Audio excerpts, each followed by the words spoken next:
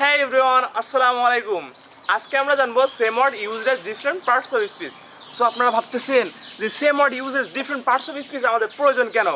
Actually যারা এক বিষয়ের জন্য প্রস্তুতি নিচ্ছে, যারা চাকরির জন্য প্রস্তুতি নিচ্ছে, তাদের জন্য খুবই গুরুত্বপূর্ণ ক্লাস হলো same word use as different parts of speech. চলুন কথা না বাড়িয়ে আমরা ক্লাস শুরু করি। ওকে, সো দেখেন, she went for a run in the morning. Okay, এখানে বলতেছে যে রানটা কোন পার্ট অফ স্পিচ। ওকে, এখন আমরা রান কোথায় বসেছে বলেন তো? এর পরে। এ কি?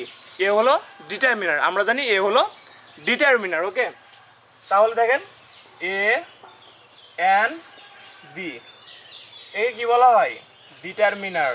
D her determiner. ওকে, আপনারা সর্বদা একটা কথা মনে রাখবেন, determiner plus noun. Okay, determiner plus adjective plus noun, determiner plus adverb plus adjective plus noun. Okay, তাহলে ডিটারমিনারের পরে যদি একটি ওয়ার্ড থাকে সেটা হয়ে যাবে নাউন। ডিটারমিনারের পরে দুইটি ওয়ার্ড থাকলে প্রথমটি হলো অ্যাডজেক্টিভ, দ্বিতীয়টি নাউন। ডিটারমিনারের পরে তিনটে ওয়ার্ড থাকলে প্রথমটি হবে কি বলেন তো? অ্যাডভার্ব। ওকে, দ্বিতীয়টি অ্যাডজেক্টিভ, তৃতীয়টি নাউন। ক্লিয়ার? তাহলে দেখেন তো ডিটারমিনারের পরে কয়টা ওয়ার্ড আছে? রান, একটি ওয়ার্ড আছে। ইন কিন্তু প্রিপোজিশন, আর প্রিপোজিশন কিন্তু ধরার মধ্যে পড়বে না, এই রুলসের মধ্যে ধরার মধ্যে পড়বে না। ওকে, প্রিপোজিশনগুলো আসবে না, কিন্তু প্রিপোজিশন যখনই সেন্টেন্সের মধ্যে চলে আসবে ওখান থেকে কাট হয়ে যাবে। ওকে, তাহলে যেহেতু এখানে প্রিপোজিশন চলে আসছে তাহলে এখান থেকে কাট। রান, রান একটি ওয়ার্ড আছে, তাহলে একটি ওয়ার্ড থাকলে সেটা কি হয়ে যাবে? সেটা হয়ে যাবে নাউন। ওকে, তাহলে এটা কি হবে? নাউন। আচ্ছা, he will run a marathon next week.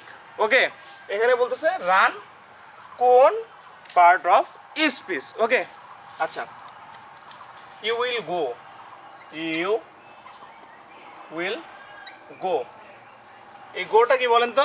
Verb. আর আমরা জানি যে কি ভার্ব বলেন তো?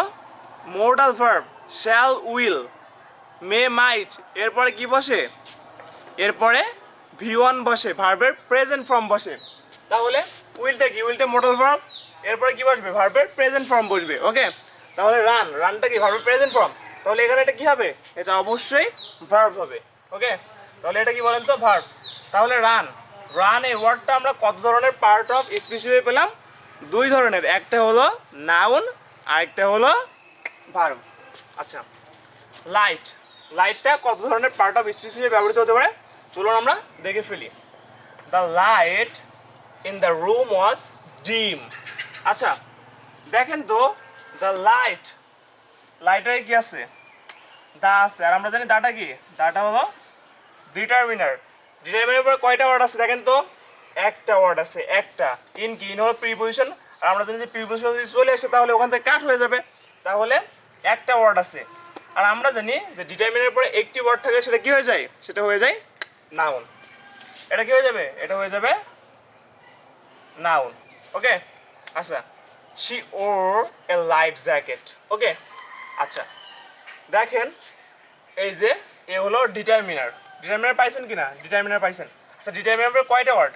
একটা, দুইটা। ডিটারমিনার পরে একটা ওয়ার্ড, দুইটা ওয়ার্ড। তাহলে দুইটা ওয়ার্ড থাকলে মাঝখানেটা কি হয়ে যায়? অ্যাডজেক্টিভ হয়ে যায়, সেটা হচ্ছে নাউন হয়। তাহলে এই জ্যাকেটটা কি? জ্যাকেটটা হলো নাউন। তাহলে লাইটটা কি হবে? লাইটটা হয়ে যাবে অ্যাডজেক্টিভ। ক্লিয়ার? ওকে, আচ্ছা, could you light the candle? এখানে কি করতেছে বলেন তো? প্রশ্ন করতেছে।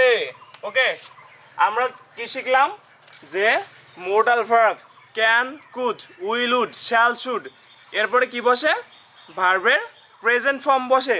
এখন যখন আপনি প্রশ্ন করবেন তখন এই যে shall, should, will, would, can, could এগুলো কোথায় আসবে? সাবজেক্টের আগে আসবে, সাবজেক্টের আগে আসবে। আর যে ভার্ব, সেই ভার্বটা সাবজেক্টের পরে যাবে। ওকে, তাহলে দেখেন এই যে মোডাল ভার্ব কোথায় চলে আসলো? সাবজেক্টের আগে। এটা কি? এটা হলো সাবজেক্ট। এই সাবজেক্টের আগে চলে আসলো।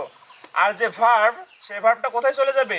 এই ভার্বের সাবজেক্টের পরে বসবে মূল ভার্বটা। ওকে, তাহলে এটা কি হবে? এটা হলো ভার্ব। ওকে, তাহলে এই যে লাইট, এই লাইটটা কত ধরনের পার্ট অফ স্পিচ হিসেবে ব্যবহৃত হতে পারে? একটা হলো নাউন, দ্বিতীয়টা হলো অ্যাডজেক্টিভ, তৃতীয়টা হলো ভার্ব। আশা করি বুঝতে পারছেন।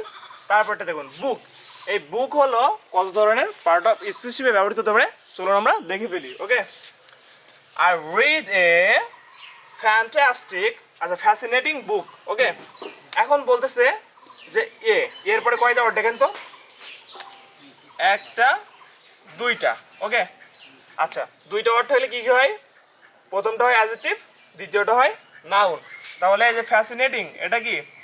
অ্যাডজেক্টিভ, বুকটা হলো নাউন। ক্লিয়ার? আর এটা কি? এটা হলো ডিটারমিনার। ক্লিয়ার? আচ্ছা, I need to book A hotel for the trip. আচ্ছা, আমরা জানি যে টু এর পরে সর্বদা ভার্বের প্রেজেন্ট ফর্ম হয়, আর তাকে কি বলা হয়? তাকে বলা হয় ইনফিনিটিভ। টু যুক্ত ভার্বকে কি বলা হয়? ইনফিনিটিভ। টু প্লাস ভি1, এই যে টু প্লাস ভি1কে বলা হয়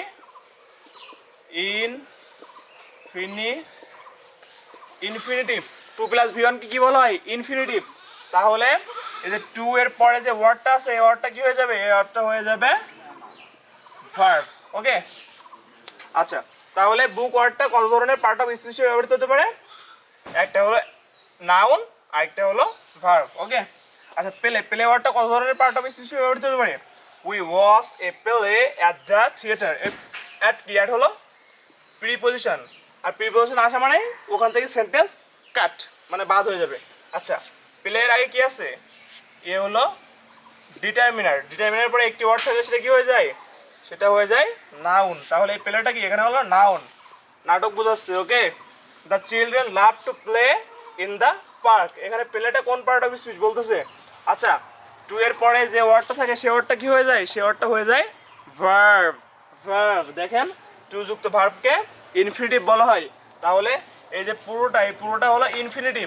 বাট যদি সিঙ্গেল আমি আপনার কাছে জিজ্ঞাসা করি যে প্লে ওয়ার্ডটা কি, তাহলে আপনি কি বলবেন? অবশ্যই বলবেন ভার্ব, অবশ্যই বলবেন ভার্ব। আশা করি ক্লাসটা বুঝতে পারছেন। Thanks for watching the video. Subscribe my channel for more updates. Allah হাফেজ, আসসালামু আলাইকুম।